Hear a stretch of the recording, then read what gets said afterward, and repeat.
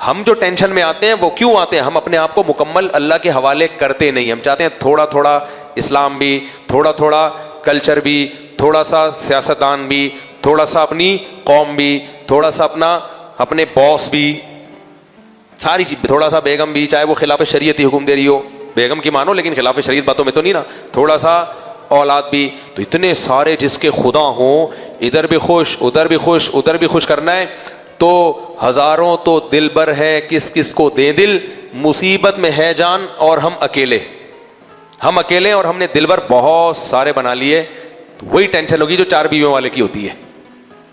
क्या ख्याल है भाई? इसको भी खुश, उसको भी खुश, उसको भी खुश, उसको भी खुश। तो आपकी तो 4 करोड़ बीवियां हैं, फिर 4 वाले की पता है ना, 4 ही है ना। इसके तो बॉस को भी खुश करना है, इसने खानदान को भी खुश करना है, और इसने कल्चर को भी खुश करना है। तो इतनी चीजों को जो आदमी खुश करने में लगा रहेगा तो खुशी के अलावा उसको दुनिया की हर नेमत मिल जाएगी।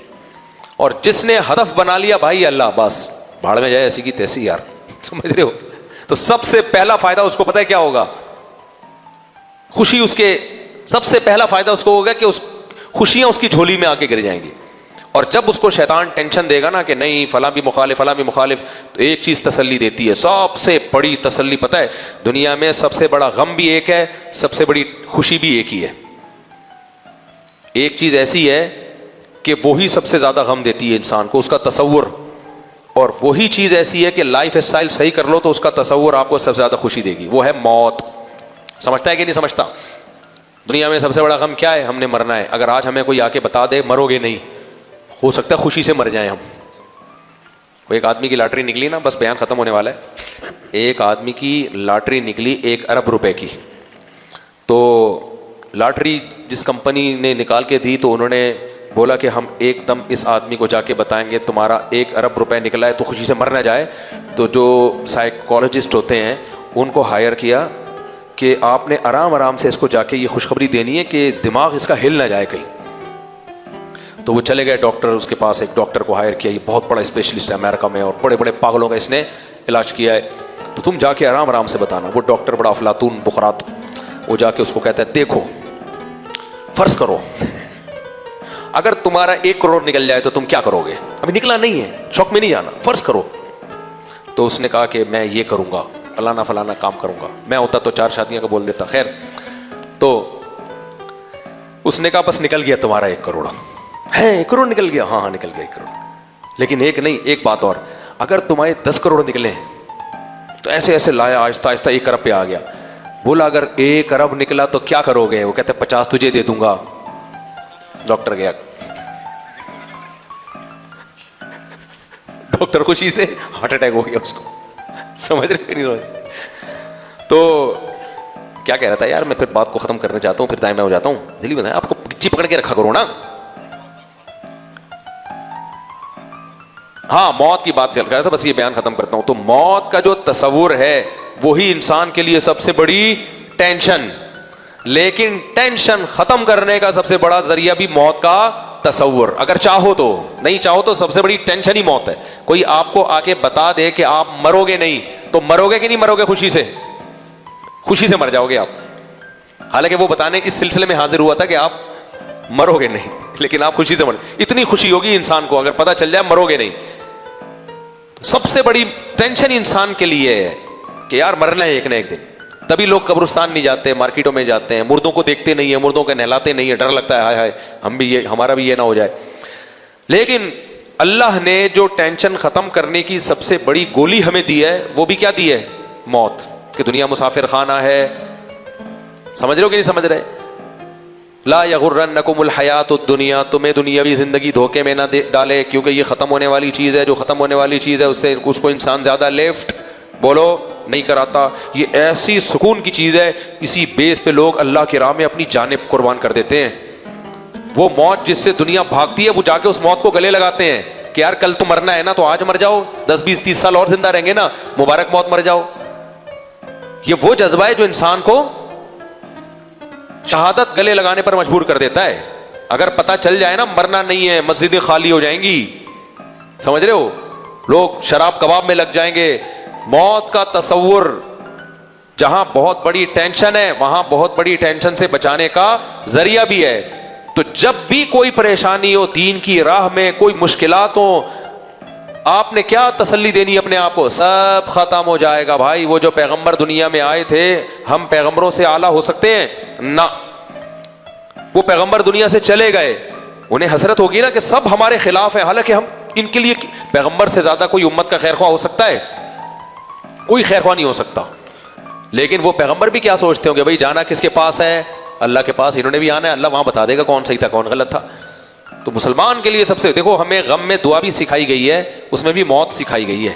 इन्ना लिल्लाहि व इन्ना इलैहि राजिऊन। कोई भी गम आए, हम अल्लाह के लिए, जाना किधर है? अल्लाह के पास। तो किस्सा ही खत्म हो गया। कोई खुश हो, कोई नाराज है, कोई खुश है, कोई टेंशन दे रहा है, कोई जलील कर रहा है, कोई इज्जत दे रहा है। इज्जत देने वाले पे आदमी इतराता नहीं है, कब तक देगा इज्जत भाई?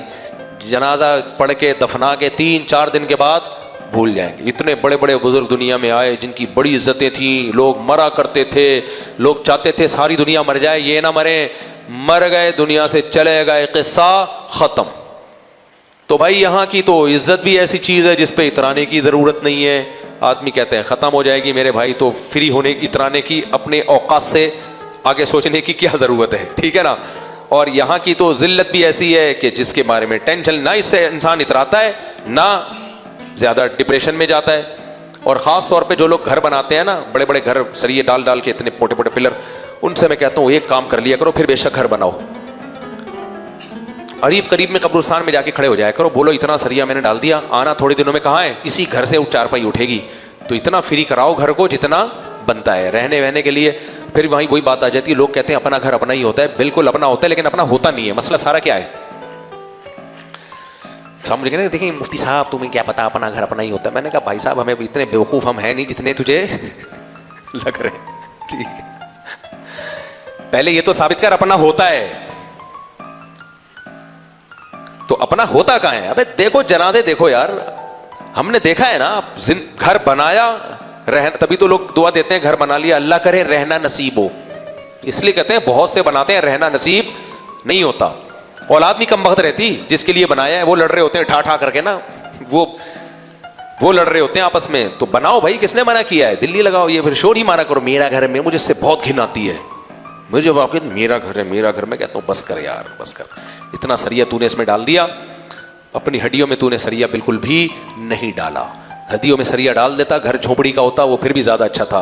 तो बनाओ, अल्लाह ने बहुत ज्यादा पैसा दिया है तो बना लो घर। लेकिन ये सोचा करो ये सब बकवास है। तबलीग में ये सिखाया जाता है ना, देयर आर 2 टाइप्स ऑफ मिट्टी। तबलीग भी अब एडवांस कर रहा हूं मैं, इंग्लिश आ रही है ना हर जगह। इमाम साहब दुआ मांग रहे थे, अल्लाह हमारी तमाम प्रॉब्लम्स को हल फरमा दे, दुआ सच्ची मुच्ची की बात। तो मैंने कहा यार अब अगले 10-20 साल में होगा तमाम प्रॉब्लम्स को सॉल्व फरमा दे, तो ये चलेगा दुआओं में भी। इंग्लिश हर जगह इंग्लिश आई जा रही है, तो यहां भी ऐसा ही है।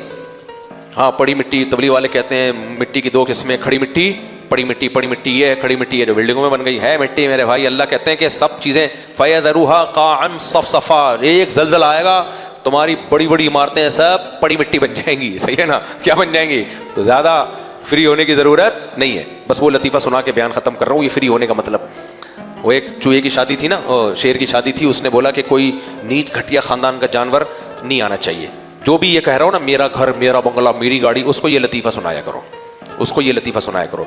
तो एक वो था, शेर की शादी थी, उसने कार्ड बांटे और लोमड़ी को बोला देख कार्ड तकसीम कर, लेकिन घटिया खानदान का कोई घटिया जानवर मेरी शादी में नहीं आना चाहिए। सारे आए, चीता आए, टाइगर आए, भेड़िया आए, ये सब आए, ये खानदानी लोग हैं, घटिया नहीं आना चाहिए। अब जब बारात जा रही है, शेर दूल्हा बना हुआ है और शेरनी दुल्हन बनी हुई है, चूहा नाच रहा है बारात में ना। शेर की नजर पड़ी, उसने बोला अभी तो शादी का माहौल खराब हो जाएगा, जरा बारात खत्म होने दे फिर देखता हूं मैं। लोमड़ी को बुलाया, उसके कान पकड़े, बोला तुझे मैंने बोला नहीं था कोई नीच घटिया खानदान का आदमी नहीं आना चाहिए, चूहा मेरी शादी में क्या कर रहा है? लोमड़ी चूहे को पकड़ के लाई, बादशाह के सामने पेश किया गया। शेर ने पूछा तुझे शर्म नहीं आती, मेरी शादी में क्या कर रहा है? कह रहे ज्यादा फ्री होने की जरूरत नहीं है, शादी से पहले मैं भी क्या था? शेर था। तू भी ऐसे हो जाएगा थोड़े दिनों में। तो जो भी बंगले गाड़ी दिखा रहा हुआ ना, ये इतना बड़ा बंगला, अब ज्यादा फ्री होने की जरूरत नहीं है। ये जितने लेटे हुए हैं ना कब्रिस्तान में, जिनकी लाशों में लाखों लाखों कीड़े पड़े हुए हैं, थोड़ा सा कब्र 3 दिन के बाद खोद के देख लो, आदमी कहता है नहीं देखता तो अच्छा था भाई, ये क्या हो गया। तो उनसे बोला करो भाई ये सब बड़े बड़े लोग थे, ये आ जाएगा यहाँ लेट जाएगा, चूहे से भी बदतर हालत हो जाएगी, चूहे की तो फिर भी कोई पोजीशन होती है ना। तो इसलिए ये मौत टेंशन फ्री करने का सबसे बड़ा क्या है जरिए। जब कोई गम हुआ करो बोलो खत्म हो जाएगा भाई, थोड़े दिनों में सब लेटे हुए होंगे अंदर। तो इसलिए टेंशन लेने का है ही नहीं, टेंशन हमेशा दिया करो, लिया मत करो। किसी से कर्जा ले लिया, टेंशन हो रही है, पार्सल कर दो। कैसे, वो आया पैसे दो, बोलो नहीं है, टेंशन फौरन क्या हो जाएगी, वहां ट्रांसफर हो जाएगी। जो अल्लाह ताला ये वाली बात, ये मिजाज थी, ये हकीकत नहीं है। चूहे वाली बात बिल्कुल हकीकत है। अल्लाह ताला समझने की अमल की तौफीक अता।